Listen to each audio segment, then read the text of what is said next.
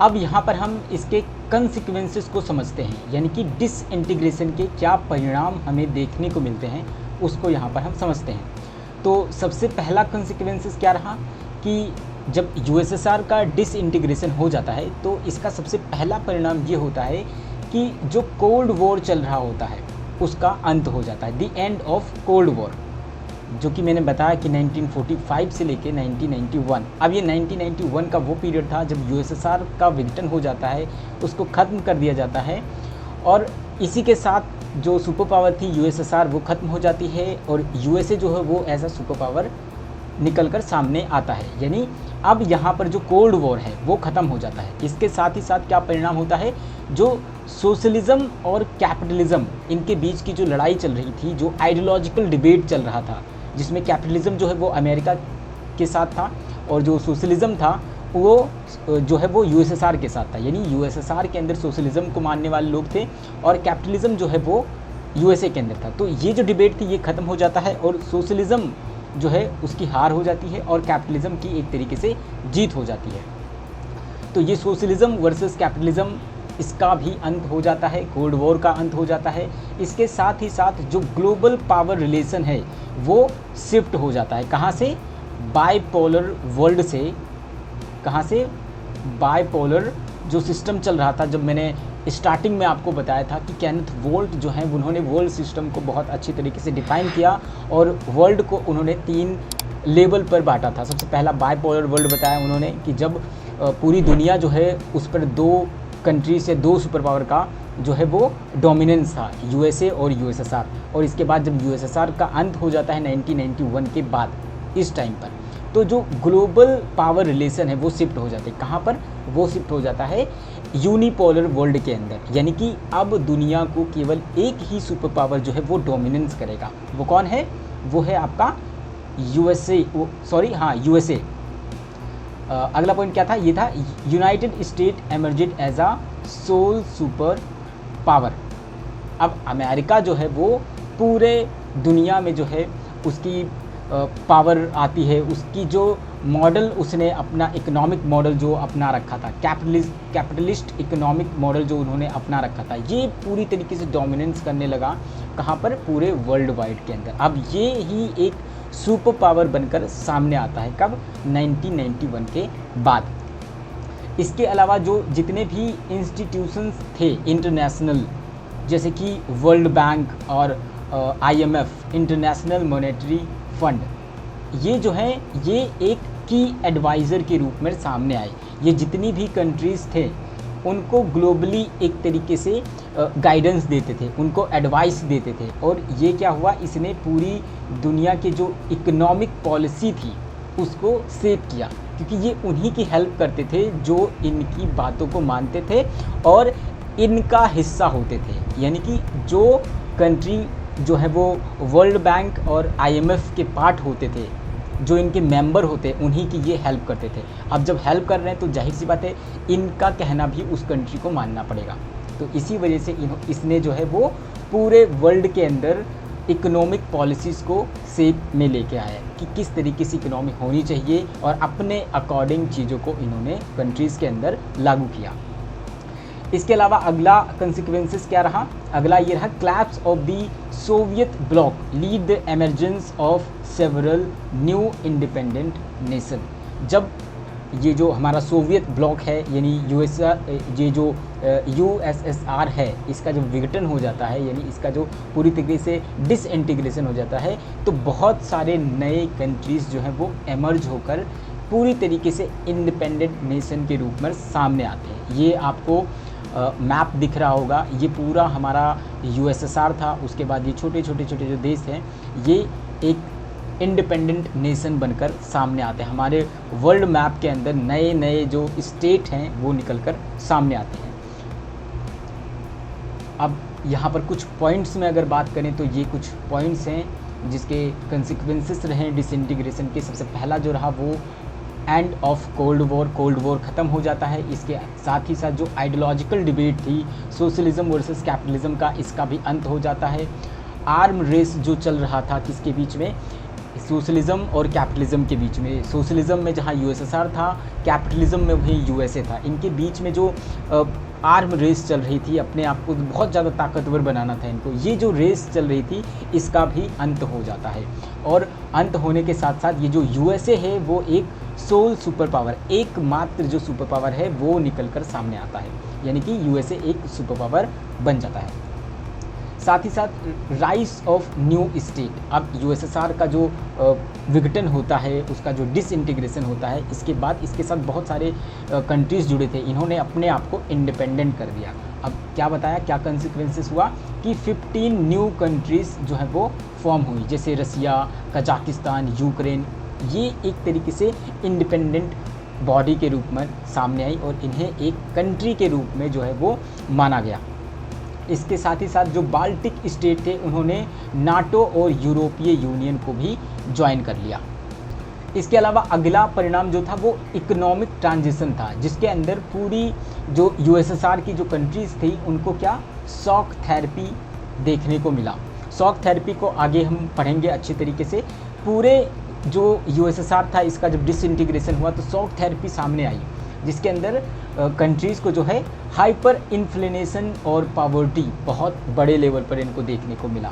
साथ ही साथ यहाँ पर क्या हुआ, प्राइवेटाइजेशन हुआ, जिससे कि इनइक्वालिटी बहुत ही बड़े लेवल पर देखी गई। क्या हुआ, माफिया कंट्रोल रिसोर्सेज, जितने भी बड़े बड़े उद्योगपति थे, जितने बड़े बड़े रिच बिजनेसमैन थे, उन्होंने पूरे जो यूएसएसआर का जो रिसोर्सेज था उस पर उन्होंने अपना एक तरीके से कहें कि कब्जा कर लिया। उन्होंने पूरी इंडस्ट्री को, पूरे रिसोर्सेज पर उन्होंने कंट्रोल करना स्टार्ट कर दिया। क्यों? क्योंकि अब यहाँ पर कैपिटलिज्म आ चुका था, चीज़ें जो है वो प्राइवेट सेक्टर के हाथों में जाने लगी, यानी कि अब जितने लोग काम करेंगे, जितनी इंडस्ट्री होगी उतना पैसा बनाएंगे, जबकि पहले ऐसा नहीं था सोशलिज्म में।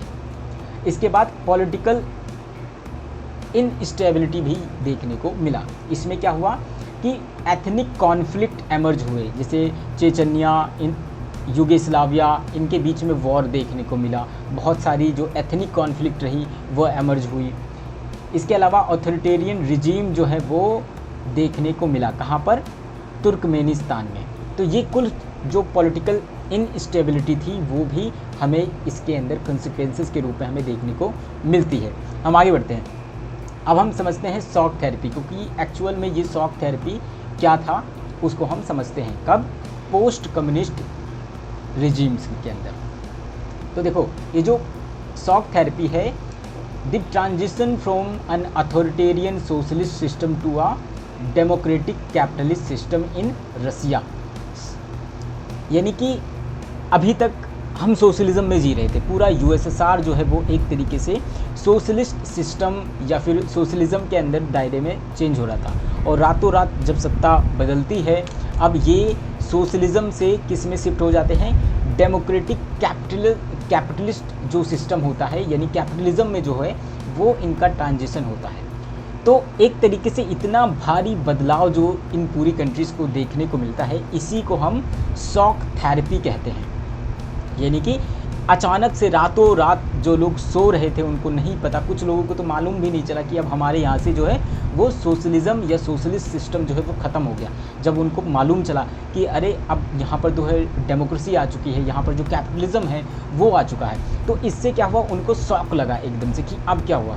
जहाँ पर हम पहले स्टार्टिंग में क्या होता था कि हम अगर अपनी कैपेबिलिटी के हिसाब से काम करते थे और हमारा जितनी क्षमता है उसके हिसाब से हम काम कर रहे हैं, और हमारा रोजी रोटी जिससे जितनी चलती है अपनी कैपेसिटी के हिसाब से हम काम कर रहे थे, और हमारी ज़रूरत जितनी है उतना हमें पैसा मिल रहा था, उतनी रोटी हमें मिल रही थी। लेकिन वो अचानक से ख़त्म हो गया। अब कैपिटलिज्म आ गया है कि आप जितना काम करोगे उतना ही आपको पैसा दिया जाएगा, इससे अधिक नहीं दिया जाएगा।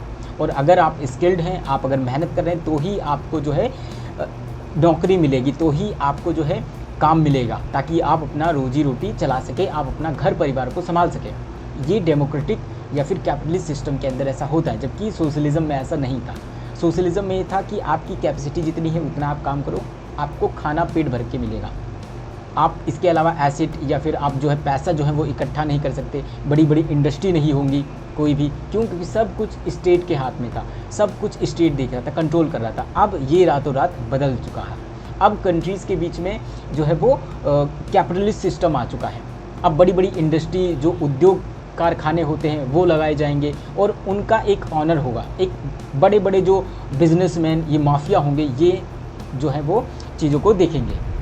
तो इस तरीके से इसे शॉक थेरेपी बोला गया। वहाँ के जो लोग थे, वहाँ की जो कंट्रीज़ थी, उनके अंदर ये जो ट्रांजिशन हुआ एकदम से, इसको पूरी तरीके से शॉक थेरेपी का नाम दिया गया। अब क्या हुआ कि जो वर्ल्ड बैंक है और IMF है, यानी कि इंटरनेशनल मॉनेटरी फंड है, इससे ये शॉक थेरेपी काफ़ी प्रभावित थी, क्योंकि यही वो संस्थान है जो इस टाइम पर इनको हेल्प कर रही थी, चाहे वो फाइनेंशियली हो, इकोनॉमिक लेवल पर हो, किसी भी तरीके का हो, वो यही इंटरनेशनल ऑर्गेनाइजेशन जो था वो इनकी मदद करता था। Shock therapy different in intensity and speed, ये बताता है कि भले शॉक थेरेपी अलग अलग जो कंट्रीज़ थी उनके बीच में इनकी जो स्पीड थी वो अलग अलग रही हो, लेकिन इनका जो ओवरऑल डायरेक्शन था और कोर फीचर जो था वो सिमिलर था। यानी भले ही शॉक थेरेपी जो है वो USSR के अलग अलग जो देश थे उनके बीच में लेट आई हो या फिर उनकी स्पीड कम हो या तेज़ हो, लेकिन उनका जो मेन फीचर था, जो डायरेक्शन था और कोर फीचर था, वो सेम ही रहेगा। क्या किया गया था इन सब में? Completely shifted to capitalist economy. और क्या हुआ, जो सोवियत एरा इकोनॉमिक स्ट्रक्चर था, सोवियत या फिर सोशलिज्म का जो इकोनॉमिक स्ट्रक्चर था उसको ख़त्म किया गया और अब कंप्लीटली इसको शिफ्ट किया गया किसके अंदर? इसकी पूरी इकोनॉमी को शिफ्ट किया गया कहाँ पर? कैपिटलिस्ट सिस्टम के अंदर।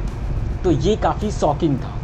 इसके अलावा अगला पॉइंट क्या है, ये जो ट्रांजिशन था इसके अंदर ये देखा गया कि जो ट्रेड सिस्टम था, पुराना जो सोशलिज्म के अंदर जो ट्रेड अलायंसेस बनी हुई थी उसको पूरी तरीके से ख़त्म कर दिया गया, उसे ख़त्म कर दिया गया। और अब क्या किया गया, सोवियत ब्लॉक के अंदर जितने ट्रेड सिस्टम पहले बने हुए थे, जिस आधार पर जो ट्रेड की जा रही थी, उसको ख़त्म कर new economic and political landscape बनाए गए। नए तरीके से सारी चीज़ों को, कैपिटलिस्ट सिस्टम जो था इसके अकॉर्डिंग सारी चीज़ें जो है वो बनाई गई। अब यहाँ पर कुछ पॉइंट्स के अंदर इसको हम देखते हैं कि क्या क्या कौन कौन सी पॉलिसीज़ जो है वो इसकी इस शॉक थेरेपी के अंदर जो इमीडिएट पॉलिसीज़ थी कौन कौन सी, उसको हम यहाँ पर समझते हैं। सबसे पहला जो था वो था प्राइवेटाइजेशन ऑफ स्टेट। अब इंडस्ट्री जितनी भी थी वो पहले स्टेट के हाथ में थी, अब इसको प्राइवेट सेक्टर के हाथों में दे दिया गया। Price liberalisation, removing government controls. अब जितना जो प्राइस पहले होता था इंडस्ट्री के ऊपर हो, इकोनॉमिक लेवल पर हो या कहीं पर भी हो, वो गवर्नमेंट तय करती थी, लेकिन अब क्या किया गया, इसको प्राइवेट हाथ में दे दिया गया। अब इस बिजनेसमैन के या फिर ये जो इंडस्ट्री है इनके जो ऑनर होंगे, जो मालिक होंगे, वो सारा चीज़ खुद ब खुद तय करेंगे। इसके अंदर इसके अलावा currency devolution, free trade policy. पहले जहाँ पर जो स्टेट होता वो सारी चीज़ें देखता था, लेकिन अब यहाँ पर जो है करेंसी, नई करेंसी लेके आई गई और अब पूरी तरीके से फ्री कर दिया गया क्या चीज़, ट्रेड पॉलिसी। कोई भी जो बाहर के इंडस्ट्री है वो भी इन कंट्रीज़ के अंदर आकर जो है वो फ्री ट्रेड कर सकते हैं, इंडस्ट्री अपनी लगा सकती है, इंपोर्ट एक्सपोर्ट हो सकता है। ये सारी चीज़ें जो है एब्सोल्युटली कैपिटलिस्ट सिस्टम के अकॉर्डिंग होने लगा। Ending of subsidies and essential goods, जो सोशलिज्म के अंदर सब्सिडीज़ गवर्नमेंट के द्वारा दी जा रही थी, जो मुफ्त में सब कुछ बांटा जा रहा था, उसे ख़त्म कर दिया गया। इसके अलावा वेस्टर्न इंस्टीट्यूशंस जितने भी थे, IMF और वर्ल्ड बैंक, इनका इन्फ्लुएंस काफ़ी इस टाइम पर बढ़ा। इनकी वजह से ये जो शॉक थेरेपी आई इस टाइम पर, जो सोशलिज्म से कैपिटलिज्म में ये लोग सीधे ट्रांजिशन जो इनका हुआ। वाई वॉज इट इम्प्लीमेंटेड, क्यों इसको लाना ज़रूरी था या फिर इसे क्यों लाया गया? तो इसके कई रीज़न थे, लेकिन यहाँ पर जो है वो जो मेजर रीज़न है वो यही है कि पोस्ट सोवियत इकोनॉमिक्स वेयर क्लैप्सिंग। जो सोवियत सिस्टम था वो धीरे धीरे टूटा और अब इनके अंदर जो खामियां आई, जितनी भी इनएफिशिएंसीज एमर्ज हो रही थी, उसको ख़त्म करने के लिए ये सारी चीज़ें, नई नई पॉलिसीज़ जो है वो लाना बहुत ज़्यादा ज़रूरी था। लोगों को क्विक रिफॉर्म चाहिए था।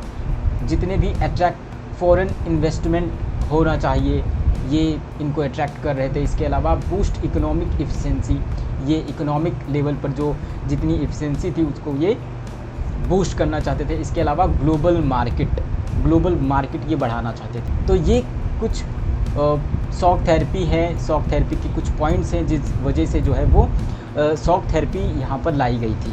अब हम समझते हैं कि इसके क्या कंसिक्वेंसेस रहे, किसके, शॉक थेरेपी के। तो सबसे पहला जो शॉक थेरेपी के कंसिक्वेंसेस रहे वो था इकोनॉमिक लेवल पर जो है वो काफ़ी हार्डशिप हुआ across the region. Economic level काफ़ी इनका गिर गया, काफ़ी यहाँ पे भुखमरी, गरीबी आ गई। अगला कंसिक्वेंसेस क्या रहा कि यहाँ की जो रूबल थी, वैल्यू ऑफ द रूबल यानी कि रशियन करेंसी, इसके अंदर बहुत तेज़ी से जो है वो प्लमटेड हुआ और हाइपर इन्फ्लेशन आया। लोगों की जो सेविंग्स थी वो रातों रात जो है वो ख़त्म हो गई। इसके अलावा the old system of social welfare was systematically dismantled. Old system चल रहा था सोशल वेलफेयर का, उसको व्यवस्थित रूप से जो है वो ख़त्म कर दिया गया। विड्रॉल ऑल गवर्नमेंट सब्सिडीज़, जितनी भी जो गवर्नमेंट सब्सिडीज़ दे रहे थे कि एजुकेशन पर, हेल्थ केयर पर और जो वेलफेयर स्कीम्स थी उनको अब वापस ले लिया गया। जिससे क्या हुआ कि मैसिव पॉवर्टी जो है वो एकदम से तेज़ी से आई, क्योंकि अब इनको जो सब्सिडीज़ गवर्नमेंट के द्वारा मिल रही थी ये सब ख़त्म कर दिया गया। अब यहाँ पर हम कुछ पॉजिटिव इफ़ेक्ट और नेगेटिव इफ़ेक्ट देख लेते हैं किसके, शॉक थेरेपी के। पॉजिटिव में अगर हम बात करें तो जो स्टेट मोनोपोली है उसका अब अंत हो गया था। इसके अलावा जो प्राइवेट बिजनेस क्लास है वो निकल कर सामने आता है और सम कंट्रीज लेटर रिकवरेड। इसके अलावा पोलैंड जैसी कंट्रीज़ हैं, उन्होंने अपने आप को शॉक थेरेपी से निकाला भी था। फॉरेन इन्वेस्टमेंट जो है वो तेज़ी से अट्रैक्ट हुआ, ये बढ़ा। इसके अलावा जो नेगेटिव इम्पैक्ट हुआ या इफ़ेक्ट हुआ, उसके अंदर जो जीडीपी है या फिर इकोनॉमिक लेवल पर जो चीज़ें हो रही थी उसके अंदर काफ़ी गिरावट देखी गई। हाइपर इन्फ्लेशन जो है वो तेज़ी से बढ़ा और लोगों की जो सेविंग थी वो पूरी तरीके से ख़त्म हो गई। अनएम्प्लॉयमेंट की बात करें तो अनएम्प्लॉयमेंट तेज़ी से बढ़ा, क्योंकि जितनी भी पहले की जो फैक्ट्रियां थी उनको ख़त्म कर दिया गया या फिर इसे जो है बड़े बड़े बिजनेसमैन के हाथों में जो है वो दे दिया गया था। माफिया कैपिटलिज्म जो है वो तेज़ी से बढ़ा। ओलिगार्की टूक कंट्रोल।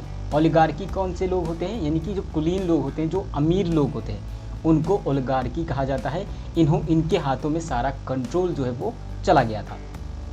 इसके अलावा जो है सोशल इनइक्वालिटी जो है वो तेज़ी से बढ़ी थी। तो ये कुछ पॉजिटिव और नेगेटिव इफ़ेक्ट हैं किसके, शॉक थेरेपी के। हम आगे बढ़ते हैं और अब जो आपकी एनसीईआरटी में अगला जो सब हेडिंग है वो है टेंशन एंड कॉन्फ्लिक्ट। यानी कि अब यूएसएसआर ख़त्म हो गया है। यूएसएसआर ख़त्म होने के बाद बहुत सारी कंट्रीज़ जो है, नई कंट्री जो है, इनके जो पार्ट थे पहले, अब वो अपने आप को इंडिपेंडेंट कर चुके हैं। लेकिन अब इन कंट्रीज़ के बीच में भी बहुत सारे टेंशन और कॉन्फ्लिक्ट जो है वो एमर्ज होकर सामने आए। तो उसी के बारे में यहाँ पर कुछ पॉइंट्स दिए गए हैं जिनको हमें इसके अंदर पढ़ना है। सबसे पहला क्या है कि जो फॉर्मर सोवियत रिपब्लिक्स थी उनके अंदर प्रॉन कॉन्फ्लिक्ट जो एरिया हैं वो निकल कर सामने आए थे।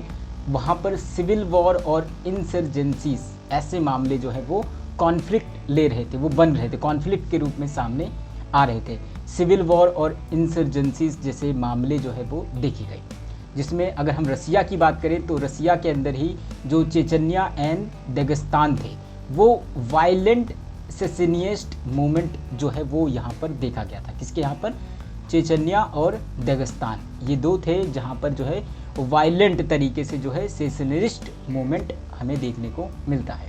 इसके अलावा हम अगर तजाकिस्तान की बात करें तो यहाँ पर लगभग एक डिकेड तक या फिर एक दशक तक अंटिल 2001 तक जो है वो सिविल वॉर और सेक्टेरियन वायलेंस यहाँ पर देखा गया था।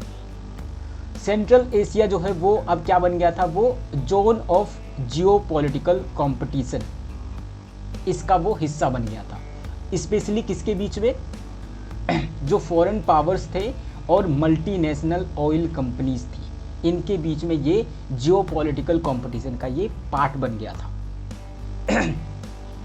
अगर हम ईस्टर्न यूरोप की बात करें तो उसमें चेकोस्लोवाकिया जो है वो पीसफुली दो इंडिपेंडेंट बॉडी के रूप में या कंट्री के रूप में या नेशन के रूप में जो वो निकल कर सामने आता है, जिसमें चेक रिपब्लिक और स्लोवाकिया ये दो कंट्री के रूप में ये स्प्लिट हो जाता है और ये एमर्ज होकर हमारे सामने आता है। अगर यूगोस्लाविया की बात करें तो ये भी डिसइंटीग्रेट हो जाता है, ये काफ़ी वायलेंट तरीके से डिसइंटीग्रेट होता है। ये जो इंडिपेंडेंस करती है यहाँ की जो काफ़ी स्टेट जो जिससे मिलकर ये बना हुआ था यूगोस्लाविया, ये भी काफ़ी टुकड़ों में बढ़ जाता है, जैसे क्रोएशिया, स्लोवेनिया, बोस्निया और हर्जागोविना। ये वो कंट्रीज़ हैं जिन्होंने अपने आप को इंडिपेंडेंस घोषित कर दिया कि अब हम जो है वो यूगोस्लाविया का हिस्सा नहीं है, हम अलग सेपरेट एक कंट्री हैं। और यहाँ पर भी जो है वो एथनिक कॉन्फ्लिक्ट और वॉर जो है वो देखने को मिलने लगा। अब अगला जो पॉइंट या सब हेडिंग हमारे एनसीईआरटी में देखने को मिलता है वो है India and post communist countries, यानी कि इंडिया का और जो पोस्ट कम्युनिस्ट कंट्री रही रसिया, उसके साथ इसके क्या कैसे रिलेशन रहे उसके बारे में हमें इसके अंदर पढ़ना है। तो India has mentioned strong and friendly relation with the all the post communist country, यानी कि अब जितनी भी पोस्ट कम्युनिस्ट कंट्री यूएसएसआर के बाद जो बनी उनके साथ इसके जो रिलेशन थे वो काफ़ी स्ट्रॉन्ग और फ्रेंडली थे। India relationship with Russia remains a key element of its foreign policy as a both nation share a common vision of a multipolar world order. Russia और जो इंडिया है इन दोनों के रिलेशनशिप जो है बहुत अच्छे थे। इन दोनों ही कंट्री का जो की एलिमेंट है वो एक जैसा ही है इनकी फॉरेन पॉलिसी का। ये दोनों ही कंट्री एक ही उद्देश्य लेकर चलते हैं, वो क्या है, वो है कॉमन विज़न है कि ये दोनों ही एक मल्टीपोलर वर्ल्ड जो है वो चाहते हैं कि कोई एक कंट्री ऐसा ना हो कि डोमिनेंस करे, मल्टी जो पोलर वर्ल्ड हो वो रहे कि अलग अलग पावर्स जो हैं पूरे कंट्रीज़ या फिर पूरे देश के अंदर जो है वो इसको चलाएं। इसके अलावा दोनों कंट्रीज़ के बीच में जो जितनी भी पोस्ट कम्युनिस्ट कंट्रीज़ हैं उन स्पेशली अगर रसिया की बात करें तो रसिया के अंदर 2001 में Indo Russian strategic partnership agreement जो है वो साइन हुआ और इसमें 80 बायलैटरल एग्रीमेंट हुए हैं जिसमें ट्रेड, डिफेंस और बहुत सारी चीज़ें हैं।